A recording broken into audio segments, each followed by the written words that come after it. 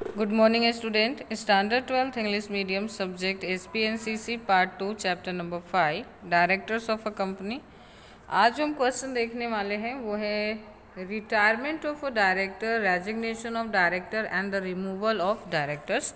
कौन से सर्कमस्टांसेस में एक डायरेक्टर रिटायर होता है या वो रेजिग्नेशन दे सकता है या फिर अगर उसे कंपनी में किसी अदर मैटर में रिमूव करना हो तो किस तरह से किया जाता है, उसके बारे में आज हम पढ़ने वाले हैं। ओके तो सबसे पहले हम ना रिटायरमेंट ऑफ अ डायरेक्टर की बात करते हैं। Okay, the first directors of a company retire on the day of a first general meeting as their terms expire on that day. Okay, first director, आपको याद होगा कि मैंने बताया था कि कंपनी के फर्स्ट डायरेक्टर कौन होते हैं। तो कंपनी जो स्टार्ट होती है तो कंपनी के फर्स्ट डायरेक्टर कोई होता नहीं है, तो उस समय हम किसे फर्स्ट डायरेक्टर मान लेते हैं? तो मेमोरेंडम ऑफ एसोसिएशन जो कि कंपनी के रजिस्ट्रेशन के लिए बनाया जाता है, उसमें जिसकी फर्स्ट नंबर पर सिग्नेचर होती है ना, उसी पर्सन को हम कंपनी का फर्स्ट डायरेक्टर मान लेते हैं। और वो कंपनी का फर्स्ट डायरेक्टर कब तक रहता? तो जब तक कि कंपनी स्टार्ट होने के बाद फर्स्ट एनुअल जनरल मीटिंग नहीं हो जाती।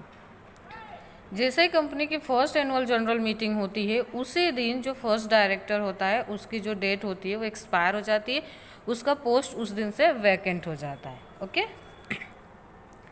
सेकेंड है an independent director retire after completion of a term of 5 years।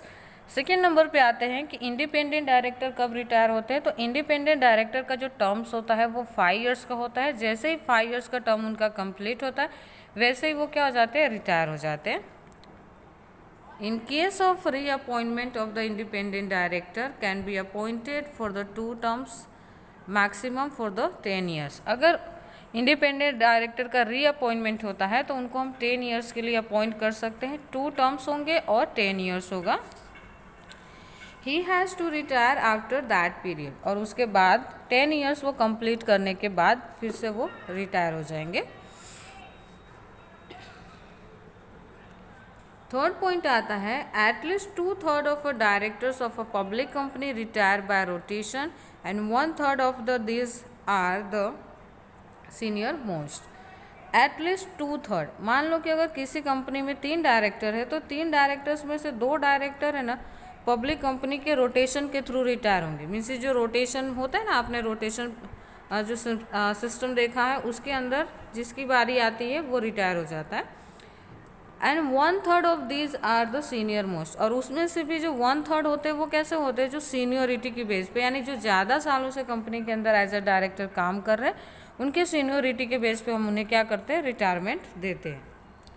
Fourth है person not qualify for the appointment is disqualify and retire.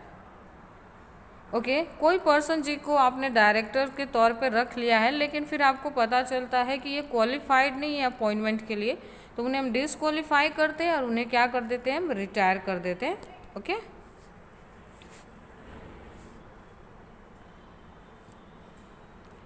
Fifth point आता है if retiring director inform the board of directors through the written notice his unwillingness for the reappointment he retires. Okay, if retiring director inform the board of director, अगर जो retire हो रहा director ये inform करता है board of director को, कि जो नोटिस के थ्रू करेगा कि अगर मान लो कोई डायरेक्टर ना रिटायर हो रहा है और अगर आप कंपनी के तरफ से चाहते हो कि ये पर्सन अच्छा है, एज अ डायरेक्टर अच्छा काम करता है, तो हम इसे रीअपॉइंटमेंट दे देते हैं। लेकिन जो बंदा रिटायर हो रहा है अगर वो विलिंगली अनविलिंगली अगर वो नहीं चाहता है कि मैं कंपनी में रीअपॉइंट हूँ, तो वो क्या हो सकता है, रिटायर हो सकता है नोटिस के थ्रू। वो बोर्ड ऑफ डायरेक्टर्स को नोटिस लिखेगा कि मैं रीअपॉइंटमेंट के लिए तैयार नहीं हूँ, मुझे रिटायरमेंट चाहिए, और उस सिचुएशन में हम क्या करेंगे, उन्हें रिटायरमेंट प्रोवाइड कर देंगे। सिक्स्थ आता है retiring director reappointment resolution is not pass in the general meeting, director retire. अगर किसी भी डायरेक्टर को आप रीअपॉइंट तो करना चाहते हो पर उससे रिलेटेड रिजोल्यूशन आपने जनरल मीटिंग में पास नहीं कराई है, आपको वोट नहीं मिला है, मेजोरिटी आपके पक्ष में नहीं आई है, तो उस सिचुएशन में भी उस बंदे को रिटायर होना कंपलसरी रहेगा। तो ये 6 ऐसे सिचुएशंस थे जिसमें कि एक डायरेक्टर रिटायर होता है। ठीक है, जिसमें आपने देखा कि 2/3 डायरेक्टर एवरी ईयर रोटेशन के थ्रू रिटायर होते हैं, उसमें से भी 1/3 जो होते हैं वो सीनियोरिटी के बेस पे रिटायर होते हैं। ओके, आई होप कि मैंने जो समझाने की कोशिश की आपको पॉइंट समझ में आए होंगे। Thank you.